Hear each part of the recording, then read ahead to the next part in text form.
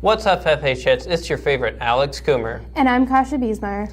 We hope you're having a great Thursday. It's 55 degrees out right now, and I can't say I'm ready for it to get any colder. Neither am I. We've got a great show planned for you today, starting with the profile of our award-winning athletic director, then heading into a look at the new student information program, Infinite Campus. Last but not least, we'll have some information on the new distracted driving law. All this and more on BKTV Live. Fall sports are in full swing.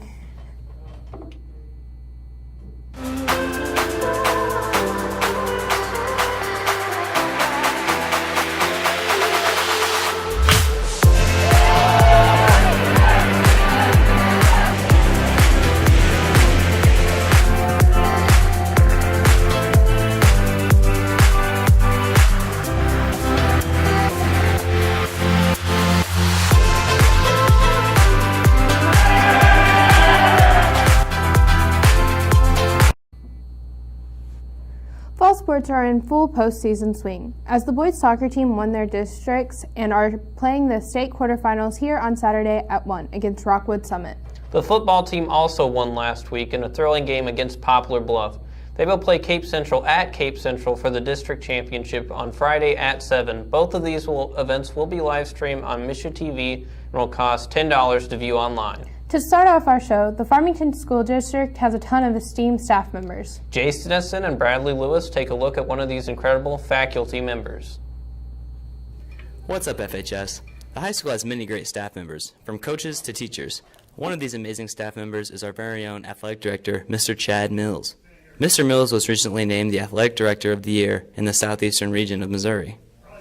Well, I got into coaching. Originally, I coached high school basketball for 8 years. Before that, I was coaching as a college assistant, and it was just time to try something different. I love athletics. I love dealing with coaches and student athletes and problem solving and all those things. And so it was just kind of a natural progression, and I just wanted my entire day to have to do with athletics. Mr. Mills gave us some background on how the nomination process for becoming Athletic Director of the Year works. Somebody out there nominated me, and maybe the nomination pool wasn't real strong because I don't know that I do anything different than anybody else does. In just our conference, we have tremendous athletic directors, folks that are doing a great job, and so I'm no different than those folks. So. How it all happened. Somebody nominated me, and all the ADs from Southeast Missouri voted. But it's an honor for your peers to vote for you. But again, I'm not the best AD in Southeast Missouri. That's just how it was voted. There's a lot of folks doing it better than I do. Mr. Mills gave us some insight on what he thinks makes a good athletic director. In order to do this job well, you got to be organized. You got to be able to maintain and juggle several things at once. There's a lot of things coming across the phone, the email, the schedule. There's a lot of things happening all at the same time. So you got to be able to wear lots of hats and juggle lots of things, right? And I think that I'm a pretty good communicator. You got to get information out. People need to know what's going on. What time's the bus coming? What time's the bus leaving? Officials, umpires, who's popping the popcorn. I mean, you got a lot of moving parts, right? And so I feel like I communicate pretty well, and I feel like I'm pretty organized. Just maintaining support.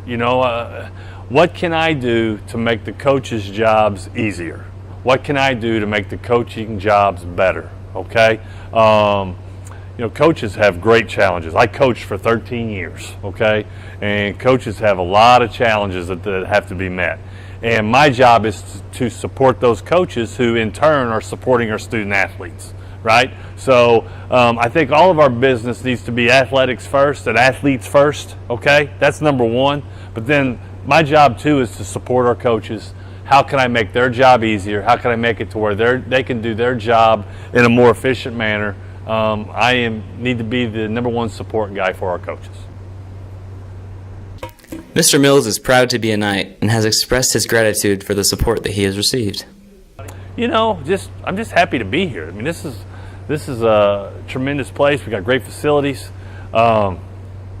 You know, I love the community. I love, you know, my kids all go here. I like being a part of I just like being a part of the Farmington district. I feel like the Farmington district, I feel like we have great vision. I feel like when we go to put something in new and do something new, I feel like we do it right. And it's just, it's an honor to be able to work here and serve as the Athletic and Activities Director.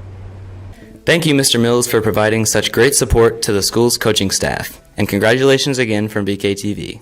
Thanks for watching and reporting for BKTV Live, Bradley Lewis and Jace Dennison. What an accomplishment for Mr. Mills. We are blessed to have a school district that is run by such incredible people. The Farmington School District has started its first year under the new program, Infinite Campus, shifting away from Tyler Sis. I spoke with Crystal Hudson, Farmington District's Core Data Director, to discuss the transition. Students and staff are learning a new software system this school year. With so many changes, there were obviously going to be challenges, especially after using SIS for so long. Crystal Hudson, the Core Data Director, explains why the change had to be made. I do all of the state reporting. I also help with federal programs, and I help moderate the student information system. Unfortunately, Tyler decided to no longer support their product, so they were ending it, and we had a time frame to move off of the platform and gain a new SIS vendor. They're one of the larger products in the industry. They have a great reputation. They interface really well with a lot of the other third-party vendors that we use, and I've heard really good things about them. Like most things, Infinite Campus came with its benefits. ELA teacher Mr. Upchurch says there are some positives. So far, I actually feel like it's working out pretty good. I got introduced to it a little bit earlier than the rest of the school because I taught summer school, and so we went ahead and I kind of did a trial run with that group, and it works pretty well. Like, I haven't had any problems. Like, it looks completely different from SIS, and I think that's probably the scariest thing. It's like anytime you encounter something different, there's like that knee-jerk reaction. But overall, like, I feel like it's worked pretty well. Learning curve, but works pretty well. The only advantage I can say at this point is that Google Classroom integration is huge. Like, I feel like that's a game changer as far as time goes, and it's easier to put in attendance, at least for me. I feel like it doesn't have everything that SIS used to show us during attendance, so that part I think has been a little weird. But like putting in attendance, seeing things like that, I think is actually an advantage. And I've heard that there are really great things that it can do. We're just not quite there yet. We're like baby stepping in. So the baby steps we've taken, though, have been pretty good. I think their ability to work with third-party vendors and the way that we can manipulate the data and other reports that we can run are a lot more powerful. We can drill down to certain things where Tyler Sis had some limitations. And when it comes to doing our online registration, things like that, there's definitely a lot more to offer. It took a little bit for me to get this set up, but I do really like that it syncs with Google Classroom. So that's something that we started playing with a little bit last year with SIS as well. But it has a pretty like seamless integration. Like, once you get it to set up, all I have to do is hit like import on the top of a Google Classroom gradebook, and it will like completely import all of my student grades. So I don't have to put grades into Google Classroom and then put them in again into IC. Like, I just do it one time, and that actually is really nice. There were struggles that came with the adjustment to the new system. How the school adapted to these changes has likewise been key. Obviously, migrating systems from anything and moving that amount of data would be a struggle for anyone. We just try to minimize data loss at every chance we've gotten. We've done really well with that. And training, making sure that all of the staff and parents and students know how to use the new system is probably our latest hurdle. Many assume that our school system started us off at the beginning of the year with Infinite Campus, but that is far from the case. I mean, I feel like Farmington did the right thing by kind of getting us ahead of the game, knowing that this was going to happen, giving us the training that we need. There's a lot that we still have to learn, but we spent, a couple times training on this already. So we did training before school. Last PD that we just had, we had special training just for this. Miss Hughes is fantastic, and she doesn't want us to say that she knows everything, but she kind of knows everything, and I think she's a great resource for us as teachers. So far I feel like we're like adjusting pretty well. I think we're are doing fairly well, to be honest. When I hear stories of neighboring districts or how they decided to do it, I think our team implemented a great plan. We've actually been migrating this since November of last year. We took a really slow approach and decided to run 2 systems simultaneously during all of second semester last year, and gave our staff a solid 6 months of being in the system before we started school this year, which I think has really helped us feel a lot more confident and comfortable and give us time to make sure that we had our data correct. And there are some things Tyler Sis did better than Infinite Campus. There are definitely things I could do better in SIS than I can do in IC just because I used it for so many years. The one thing that I know that it did better so far is just being able to contact students and parents through email. So like they had a pretty seamless situation where I could click one class, email the entire class straight from that system. And right now, IC doesn't have a capability of that. So that's a little bit of a disadvantage, but we have things like Remind and Classroom that kind of do the same thing. So I do miss that feature, but that's not something that I'm going to like lose a lot of sleep over. I would say user friendliness of the reporting system. The reports are powerful in Infinite Campus, they're just not very user friendly. Whatever your opinion of it, the future of the school system rests in the hands of Infinite Campus. This is Alex Coomer reporting for BKTV News. Like all change, Infinite Campus will come with some adjustment and potential difficulty for staff, students, and administration alike. Thank you, Ms. Hudson, and myself. Now we shift our focus into our global and national news segment called Stuff That Matters. Our first story concerns YouTube ad blockers. Nobody likes to watch ads before getting to see their YouTube videos, so many people have been using ad blockers to prevent this inconvenience. However, Forbes reports that YouTube is cracking down on these ad blockers and will block you for using the service if you do so. The video streaming service has been working towards eliminating ad blockers for months and is now taking its next steps. YouTube recently raised the price of its premium subscription from $12 to $14. Many see this as a tactic to gain more premium subscribers, but a spokesperson from the company says that the goal is to promote the businesses that contribute to monetization for uploaders. In sporting news, the students and staff have spoken, and FHS Assistant Principal Roy Northern is the sweetest swine. The district champion soccer team held a pink-out game on their final home game regular season of their year, and asked for donations as votes for which principal should kiss the pig. Mr. Northern was the top vote getter and got to taste the bacon. All the money raised from the soccer team's annual pink-out game goes to cancer-related causes. Taking a wider look at U.S. sports, the Texas Rangers have won the World Series, defeating the Arizona Diamondbacks. In the NFL, the season is midway over, and fans are excited to see how the season finishes.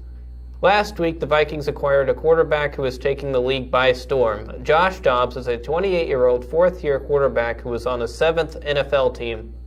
He was traded from the Cardinals and was slotted as the backup quarterback to rookie Jalen Hall, who took over for the injured Kirk Cousins. Dobbs' name was almost unrecognizable until Sunday when he led Minnesota to a thrilling comeback victory over the Falcons. When Dobbs started trending online, more people discovered that he is a legitimate rocket scientist, as The Athletic reports. He earned his engineering degree from Tennessee before carving out a career in the NFL. He entered the game Sunday after Jalen Hall suffered a concussion and wound up with 158 passing yards and 66 rushing yards and threw for the game-winning touchdown. Meanwhile, in toilet news, 4 men were charged with stealing a golden toilet. The toilet was a feature of the English countryside manor where former Prime Minister Winston Churchill once lived. According to London AP, the toilet was made of 18-karat gold and was valued at nearly $6 million US. The suspects were apprehended and charged. To answer the question on everyone's minds, yes, the toilet was available for use by visitors of the manor. Now, moving back into our segments, have you heard about the new distracted driving law that's going into effect? No, I haven't. Morgan Short and Dayton Kinnan give us all the information. The new law now removes the age restriction on tickets being handed out for car accidents due to distractions, which was previously 21. We spoke to Dustin Tate, a local paramedic, on the matter. Distracted driving is a big factor in motor vehicle accidents. So this law will now hopefully prevent a lot of those accidents from occurring, bring down rates of those accidents.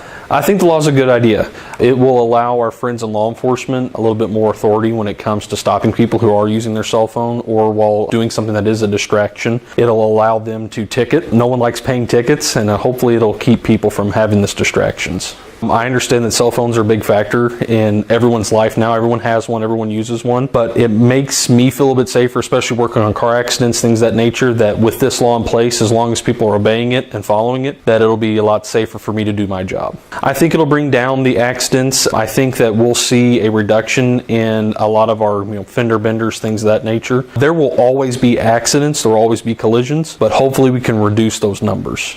EMS and law enforcement reported nearly 900 car accidents last year.